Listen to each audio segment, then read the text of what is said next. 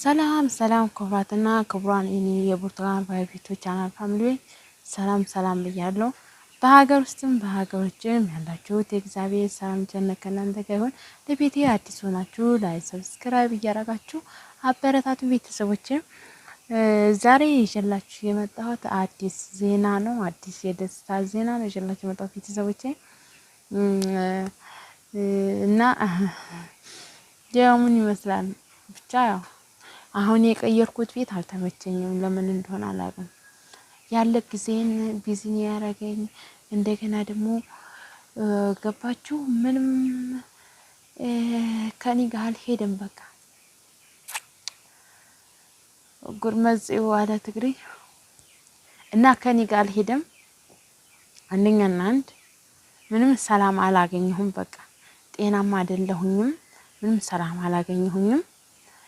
ግን አዲስ ያው የደስታዬን ዜና ልንገራችሁ ብዬ ነው ዛሬ መጣሁት ማለት ነው። እና ያው የመጀመሪያ ማለት እናንተ የቤትም ገድ ያለው እንደ ለካ የቤትም ገድ ያለው ያኮ በፊት ያለሁበት ማለት ነው። ያው ስራ ባይኖርም ጤናዬ ሰላም ነው። ጤናዬ በጣም ሰላም ነኝ። አሁን በጣም እያመመኝ ነው ያለሁት። በጣም እያመመኝ ነው ያለሁት ቤተሰቦች እና ያው ስለ ቦታዬ ልንገራችሁ ብዬ ነው ማለት ነው።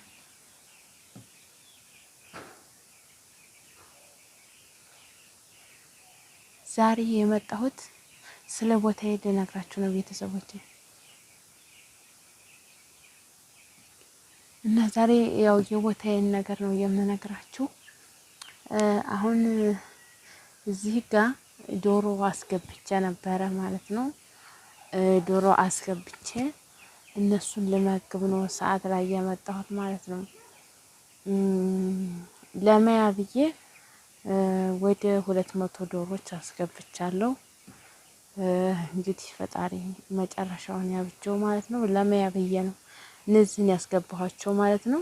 ደግሞ ውጤታማ ትሆን ውጤቴን ያለውን ውጤት እነግራቸዋለሁ ማለት ነው። ለምሳሌ ለብቻው ነው ያለው እንደምነግራችሁ እዚህ ቤት ውስጥ ነው ያሉት ውስጥ ላይ ናቸው።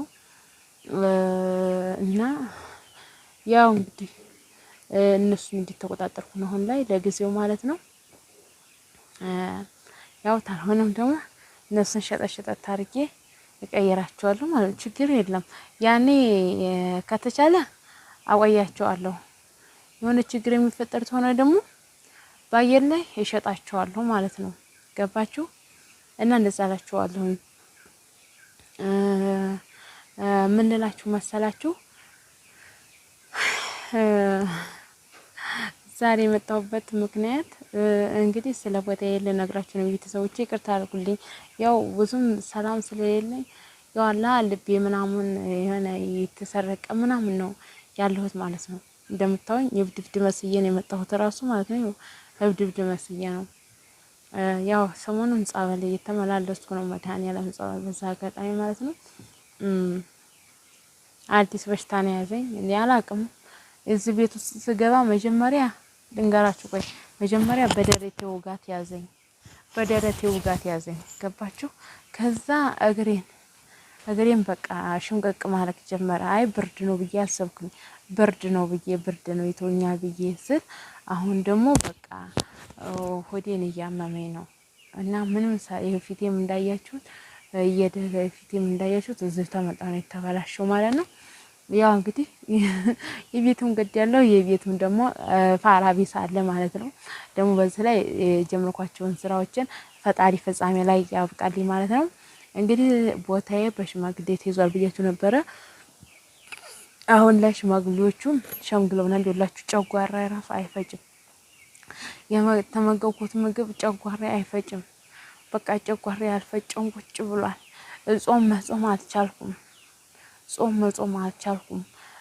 ውስጤ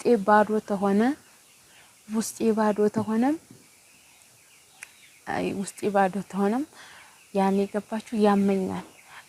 ደግሞ በልቼውም ጨጓራዬ አይፈጭም። ግራ ገብቶኛል። አሁን ላይ ግን ግራ ግብትን ያለኝ ምን እንደገጠመኝ ይቻላል። ፈጣሪ ይፍታው። ከምን ፈጣሪ ይፍታው እኔ አላውቅም። እኔ ደካመኛና ጎስቋላ ሰው ነኝ። እውነት በጣም ደካመኛ ሰው ነኝ። እግዚአብሔርን ነው የምላችሁ። ሁሌ ደክሜ ነው የማገኘው። ማንም እኔ ታጠገብ የሚቆም የለም። ገባችሁ? በወርቅ ራሱ የሚያነሳኝ ሰው የለም። እንደወደኩ ነው የምቀረው። ምክንያቱም ተፈጣሪ ውጪ የሚያነሳኝ የለም። ገባችሁ? እና ስለ ቦታዬ ልንገራችሁ ብዬ ነው። ድምጼ የተቀነሰባችሁ በጣም ይቅርታ አድርጉልኝ ማለት ነው። እና ስለ ቦታዬ እንግዲህ ሽማግሌዎቹ ሸምግለውናል ማለት ነው። ምክንያቱም እሷ 100,000 ብር ነበረ ክፈይ ያለችኝ። የ100,000 ብር ደግሞ ሁለት አካፍለውናል። እነሱ የሽምግልናቸው ማለት ነው። ግን ተገቢ ሆኖ ሳይሆን ያው ግራ ስለገባቸው ሽማግሌዎቹ ለኔም ወሰን ለሷም ወሰን ስለማይችሉ የሀገር ሽማግሌዎች ማለት ነው 100,000 ብር ሁለት አካፍለውናል ማለት ነው። ገባችሁ? 50,000 ልከፍል እና ብቻ ይከብዳል። 50,000 ልከፍል 50,000 ሊቀር በዛ መሰረት ጣጣው አልቆልኛል አሁን ላይ ማለት ነው።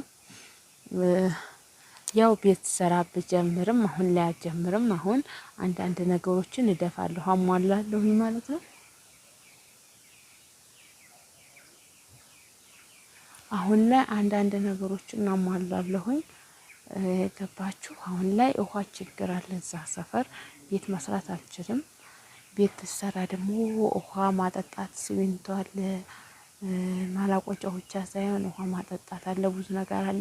ውሃውንም ገዝቼ ሰዎቹንም ገዝቼ እና ለማስጀመር በጣም ከባድ ነው አሁን ላይ ማለት ነው። እዛ ሰፈር በጣም ውሃ ችግር አለ። ገባችሁ? ለህብረተሰቡ ራሱ በቦኖ ነው ትንሽ የገባላቸው።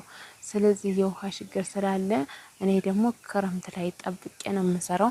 ተቻኩ መጀመሪያ ሽንት ቤቱን አስቆፍርና ሽንት ቤት ውስጥ ውሃው ይጠራቀማል ማለት ነው። በዛ ውሃ ቤቴን እሰራለሁ ማለት ነው። ገባችሁ? በሲስተም ብዙ ወጪ የሚያወጣልኝ ቢያንስ የውሃ 100,000 ብር ታወጣ አይቀርም። 100,000 ታወጣላችሁ። ተማላቆጫ ተሲሚንቶ ማጠጫ ጀምራችሁ በጣም ነው ውሃ ችግር ማለት ነው። እና እንደዚህ ነው አሁን ላይ ራሱ 30 እንጀሪያን 600 ብር ነው አሁን ላይ ማለት ነው።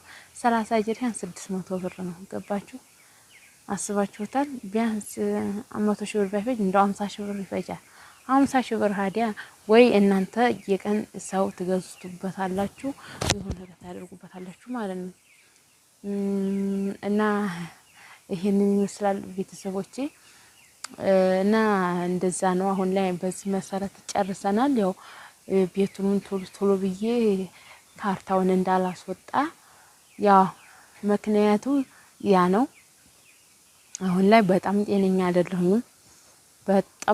አይደለሁም። ፈጣሪ መጨረሻዬን ያብጅልኝ። ብቻ ፈጣሪ ለንስሐ ሞት ያብቃኝ ማለት ነው።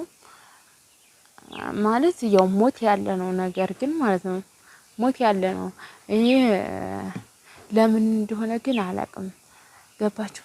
እኔ እናንተን ውስጥ ለማስቸበር ምናምን ብዬ ሳይሆን ለምን እንደሆነ አላውቅም። የምኖር ራሱ አይመስለኝም ነበር። ግን እኔ እንጃ ለምን እንደሆነ ሞቴን ነው ጥፊ ያስኩት ማለት ነው። እንጃ በቃ አላ አሁን ላይ ግን በሽታውን ደግሞ ይዞኛል። በጣም ነው በሽታ ያዘኝ ማለት ነው። ምክንያት ምን እንደሆነ ባላውቅም አልገባኝም። ምክንያቱ ያ ሲጀምረኝ ነግሬያቸዋለሁ። በደረቴ ውጋት ነው የጀመረኝ ብያቸዋለሁ። ከዚህ ነው እዚህ ቤት በገባሁ በማግስቱ ነው ተደረቴ ውጋት የጀመረኝ። በገባሁ በማግስቱ ተደረቴ ውጋት ጀመረኝ። ከዛም በኋላ